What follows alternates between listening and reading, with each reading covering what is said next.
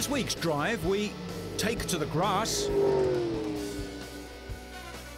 step into the past and look to the future, visit a royal collection,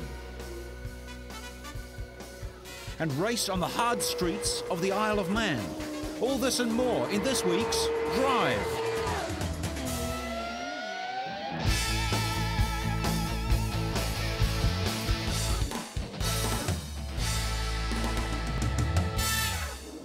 We start this week at the Euro Speedway at Lausitz near Dresden in eastern Germany for the third round of the ASCAR Championship. These are the Anglo-American stock cars, Europe's version of NASCAR. Steve Hodgson made a dream start and Nicholas Manayasen squeezed into second, leaving pole sitter Kelvin Burt trailing in third. Manayasen pulled out a 3-second lead while the hard-charging Plato put Hodgson under extreme pressure. The pair reeled the Frenchman in, and by lap 36, Manayasen's lead was less than 0.2 of a second. Jason Plato moved up to second place, forcing Hodgson onto the grass. 180 miles an hour grass tracking.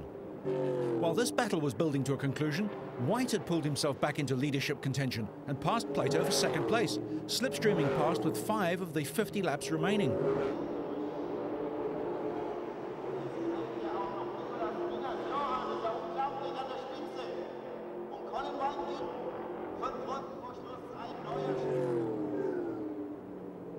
And soon afterwards, the lead was wrestled away from Manayasen. White went to take his second victory from 3 races with a margin of 1.29 seconds. Plato finished third with Hodgson fourth. Toby Scheckter, son of 1979 Formula One world champion Jody, was 8th. The Caribbean island nation of Cuba isn't a place that hosts a lot of motorsport.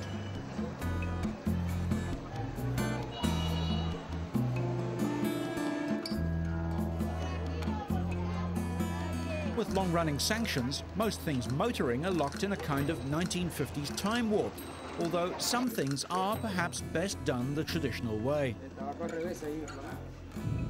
The sunny resort of Santiago de Cuba hosted the opening round of a different sort of racing, one without wheels, Aquabike Racing. The first round of the Ski Pro World Championship got underway in ideal conditions. As riders raced through the spray and around the demanding course, Alberto Monti of Italy was initially well back in the pack on number 001, but he soon worked his way to the front, showing continuing form after taking the world title in 2001 by winning the final 2 races.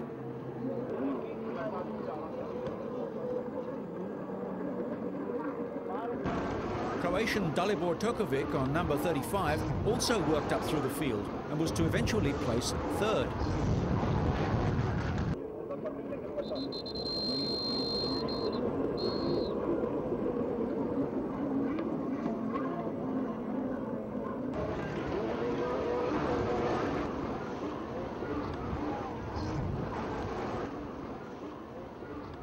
Italian Angelo Bertozzi on number 22 challenged early on, but dropped back to take 5th place at the end. Spanish rider David Sellers on number 11 worked through to challenge for the lead. But Sellers wasn't having it his own way, as fellow Spaniard Narcis Pujol takes 2nd place.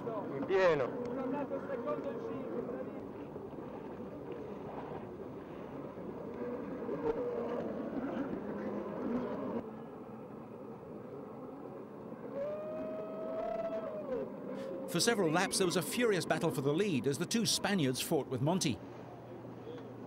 Sellers eventually put Pujol behind him to clinch 2nd, but Pujol was put back to 4th by the Croatian Turkovic. In the second part of the event, for freestyle moves, Brazilian Alessandro Lenzi claims 2nd with this over and under display. The 2001 freestyle world champ Federico Bufacci of Italy was 3rd. Mark Sickerling of Germany took 1st place by going under the judges' boat. 5 more races are scheduled for this season for France, Russia, Italy, Poland and Germany.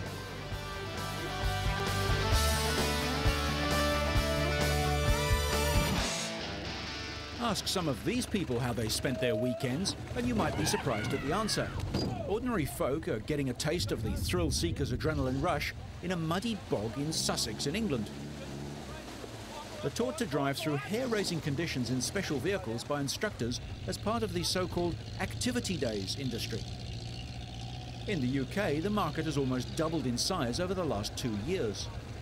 Analysts found the sector was worth about £60 million in the year 2000, rising to some £100 million in the following year. And they suggest it'll be worth £240 million by 2005. The sector is made up of companies offering experiences like skydiving, abseiling or whitewater rafting that ordinary people wouldn't normally have the chance to try. Established in 1989, London-based Red Letter Days is the biggest and is now worth an estimated £25 million. And Red Letter Days was started at the end of the 80s, and really the concept was, what do you give the man who has everything? And it really was just very much a gut instinct of mine that this could be the idea for a fantastic business. And as we grew, we just started feeding more and more ideas into the business, listening to what customers wanted and building it like that. I don't think at the beginning we had any idea just how big it could grow. Activity days are sold to a mixture of private and business clients. The adrenaline rush is said to carry on into people's work and social lives.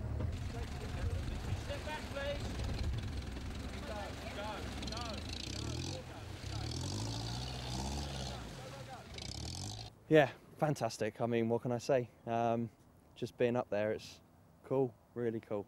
That was fantastic. I was really nervous. That dip felt huge. I just feel like I could tackle anything now. I'm invincible. It was marvellous. Whatever the feeling, it's big business. And it wouldn't be England if some rain didn't fall, just to keep things nice and muddy.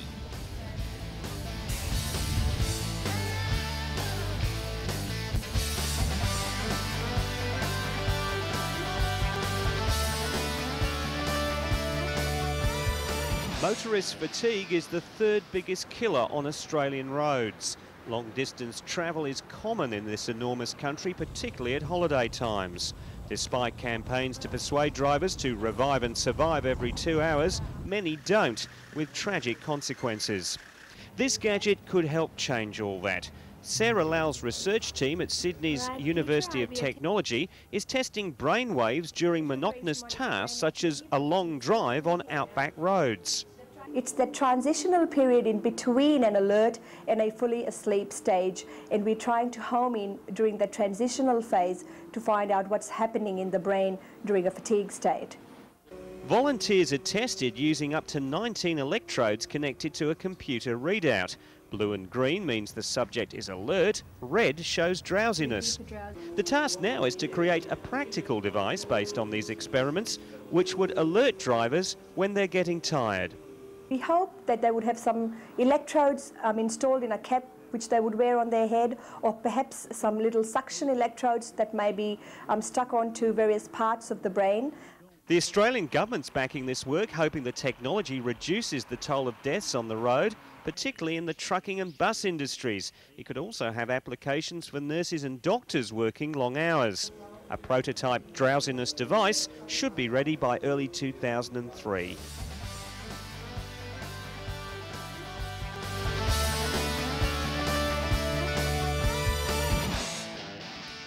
Car industry watchers can often become obsessed with the next new piece of technology to come along, or the next new model. But often it makes sense to keep an eye on history and what made the cars, designs and models of yesteryear successful. Many famous names have vanished from the high streets and showrooms of today. Some of the names have been bought by other companies and are kept alive, while others are gone forever. One famous name which disappeared and seemed lost forever was Maybach, Germany's equivalent of England's Rolls-Royce. Maybach built impressively smooth and luxurious cars between the two world wars, but never resumed production after the conflict. The Maybach name was bought in 1961 by Daimler-Benz, builders of Mercedes. Gottlieb Daimler and Wilhelm Maybach had a close friendship long before the first car rolled over the bumpy roads back in 1886. Maybach helped develop Daimler's petrol engine, and after Daimler's death, Maybach left the company and founded his own factory, mostly supplying engines for the huge Zeppelin airships. In 1921, Maybach's son Karl decided to launch his own car, specializing in large luxury vehicles with softly purring engines. The cars were the delight of the aristocracy and were in demand in places where names like Rolls-Royce, Bugatti and Bentley were common too. Now Mercedes is to resurrect the Maybach name in a super saloon which embraces all the attributes of the pre-war Maybach models. It will be big, expensive, rare, powerful, handmade, quiet and utterly luxurious, just like its namesake of more than 60 years ago. The new car is made of a secret composite fibre material and is either 5.7 or 6.2 metres long, depending upon the model ordered. It is expected that most Maybachs will be driven by chauffeurs, so the rear cabin boasts as many features as the front. 2 broad seats are electrically reclinable, there are 2 phones and an internet link, the roof is electrochromic self-tinting glass, and there's a 20-inch TV screen and both video and DVD players. The Maybach has a turbocharged V12 6-litre engine which produces huge reserves of power and torque, while the chassis offers every high-tech braking, suspension and safety aid imaginable. The Sultan of Brunei is said to have placed an order. And the price? Well, if you have to ask, you don't really need to know.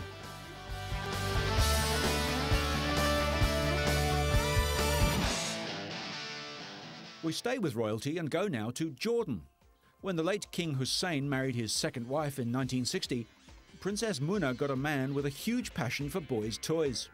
The happy couple drove through the streets of Amman in an open-topped car, unthinkable in today's security climate.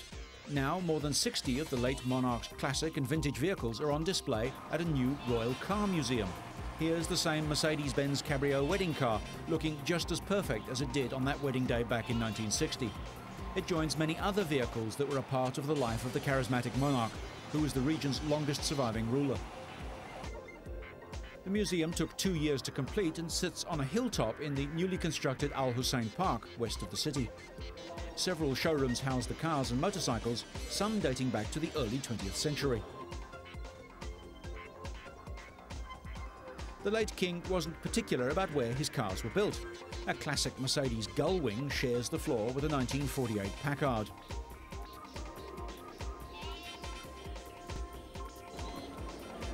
As part of Jordan's Independence Day celebrations, King Abdullah inaugurated the Royal Car Museum in Al Hussein Park, featuring the personal automobile and motorcycle collection belonging to his late father. Most of the cars on display were used by the late King Hussein, either during national celebrations, for leisure, or during car events in which he competed. This museum has been opened for people to give them a chance to see the late King Hussein's cars. There are 57 cars housed in the museum. This Lincoln car has been used during His Majesty King Hussein's marriage, and also Prince Mohammed's marriage. His Majesty King Abdullah also used it during his marriage to Queen Rania. King Abdullah was crowned using this car, and all the king's important guests used it.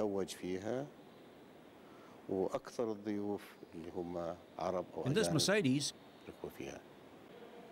King Hussein survived a failed assassination attempt in an ambush by radical Palestinians in 1970. The oldest car in the museum is this 3-litre 8-cylinder 1916 Cadillac with a top speed of 75 kilometers an hour. All the vehicles in the museum are in perfect running order and have been either restored or maintained to exacting standards. Often they're in far better condition than when they left the factory, however many years ago.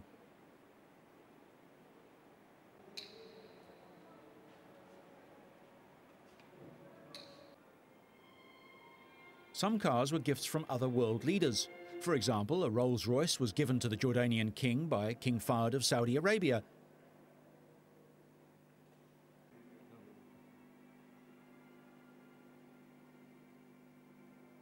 And this 1956 Cadillac was a gift from former US President Dwight D. Eisenhower. The king enjoyed kart racing and motorcycling too, his collection spanning vintage to ultra-modern machines. The king was quite fond of this quirky but rare 1960s amphi car. This Belgian four-cylinder FN motorcycle was built in 1909 and is one of just a handful in the world which has survived nearly a century later. The King, an accomplished pilot of both helicopters and fixed-wing aircraft, also enjoyed competition driving and bought this Ford Cosworth Works rally car.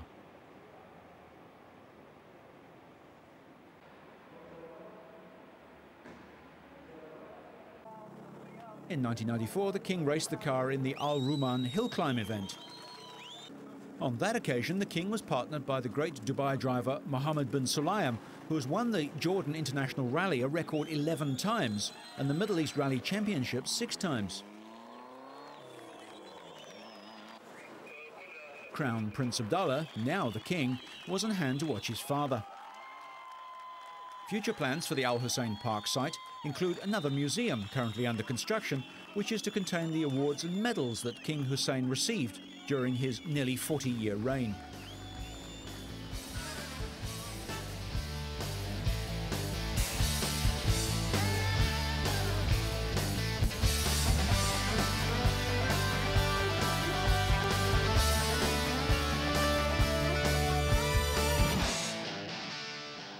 The historic tourist trophy motorcycle races are run every year on the Isle of Man. The course is a 37-mile tour of towns, bridges, walls, and a flat-out blast over the mountain. David Jeffries started first, having been quickest around the circuit in practice. Racers set off alone, 30 seconds apart. Scotsman Jim Moody was next away. The TT has been held annually since 1907, barring the war years. Jeffries set a record time of 18 minutes exactly for the first lap, then broke it again with a time of 17 minutes 52.2 on his second lap, an average speed of 126 miles an hour.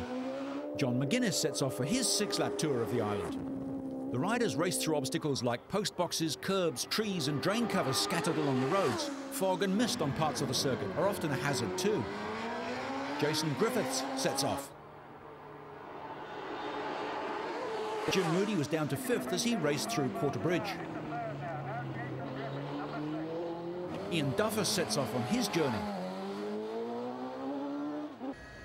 The nature of the course can be seen as Jeffries races through Glenvine. McGuinness rounds Quarter Bridge.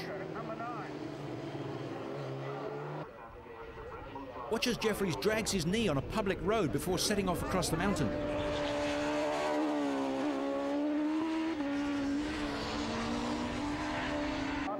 Ian Loffer was 19.5 seconds behind the leader in 3rd place. On the next lap, the riders came in for fuel and a tyre change. Leader Jeffries makes the obligatory stop first.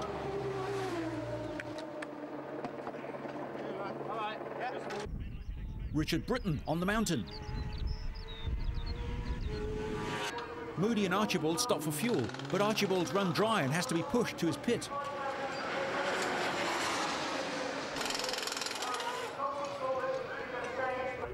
Jeffries' lead was around 1 minute at the end of the 4th lap, but on the last lap his Suzuki locked in 3rd gear and that advantage began to disappear. He didn't dare try to change gear in case he lost drive completely, so the bike was revving hard on the open sections. Nevertheless, Jeffries crossed the finish line over 35 seconds ahead of John McGuinness, with Jim Moody 3rd.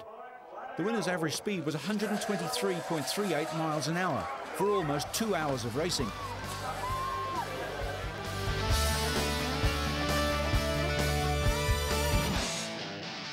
The Zeppelin airship, once a symbol of German power and grace in the skies, hasn't been seen since the Hindenburg disaster. Between the 2 world wars, German airships provided luxury transatlantic transport, carrying over 2,600 people from Germany to New York and Rio de Janeiro. The old airships were filled with flammable hydrogen, and the 800-foot-long Hindenburg exploded in flames after docking at Lakehurst, New Jersey in 1937. But a modern airship is back above Berlin.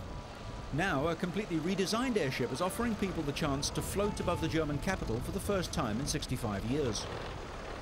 The first successful dirigible, a balloon that has engines to control its horizontal movement, was built in France in 1852. Although other countries also built this type of airship, the Germans quickly became the most advanced in this form of lighter-than-air technology. Count Ferdinand von Zeppelin, a German businessman, built a fleet of experimental dirigibles, and the name stuck. In recent years, the descendant of the Zeppelin company has developed a new, smaller airship, now using helium rather than the flammable hydrogen of pre-war Zeppelins. The Deutsche Zeppelin Reederei GmbH has started taking tourists for hour-long rides over Lake Constance at €335 a time. Because the airships travel at low altitudes and relatively slowly, the windows in the cabin can be very large, which allows great visibility for pilots and passengers alike. The limited run of Berlin flights starts at Tempelhof Airport, itself a masterpiece of Nazi-era Third Reich architecture dating back to the old Zeppelin's heyday. The last pre-war Zeppelin flights over Berlin came amid a blaze of national pride and celebration, including the 1936 Olympics. Only 12 passengers fit in the new Zeppelin, a fraction of the number that could ride in the original with its sleeping compartments and elegant dining room. The pilot tells passengers they are free to move about the cabin, but asks them to hold onto seats rather than touching the windows, so as not to leave fingerprints and spoil the view for others.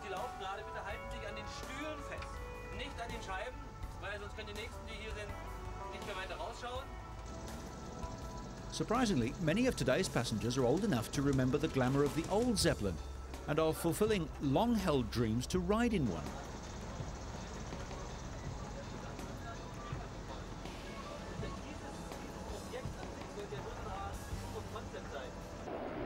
Other airships, such as advertising blimps, have flown over Berlin in recent times, but they didn't carry paying tourists.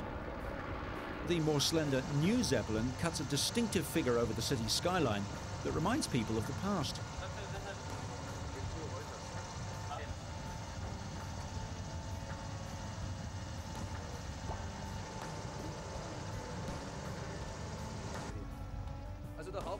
The main difference is that with a Zeppelin you fly very smoothly.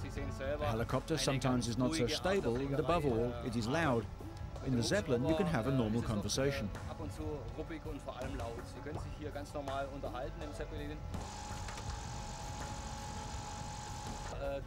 It's an enjoyable way of traveling. It's great for sightseeing and taking pictures. You can move about freely, and we have these nice panorama windows. These are all reasons for people to feel that they want to fly it.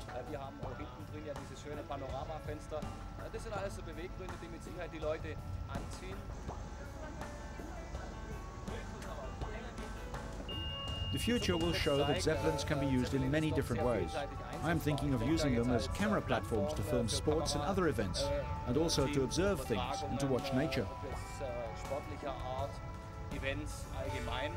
Und natürlich auch als Plattform, Sachen zu beaufsichtigen aus der Luft, zu überwachen von mir aus und natürlich auch Natur zu beobachten. The first Zeppelin made its debut in July 2nd, 1900, when crowds saw a cigar-shaped 128-meter-long airship designed by Ferdinand Graf von Zeppelin rise above Lake Constance in southern Germany. The first of the great long-distance passenger dirigibles, the Graf Zeppelin, went into service in 1928. The 245-meter-long Hindenburg, only slightly smaller than the Titanic, followed in 1936. The Nazis later used the Zeppelin for propaganda purposes and painted swastikas on its tail. Photos of the airship near city landmarks such as the Brandenburg Gate became popular postcards. 4,500 passengers have flown with the ship since her inaugural flights last year. In the future, the company hopes to bring tourist Zeppelins to other European cities such as Paris, London and Venice. We'll end this week on that peaceful note, but so you stay on track and up to speed, make sure you catch next week's Drive.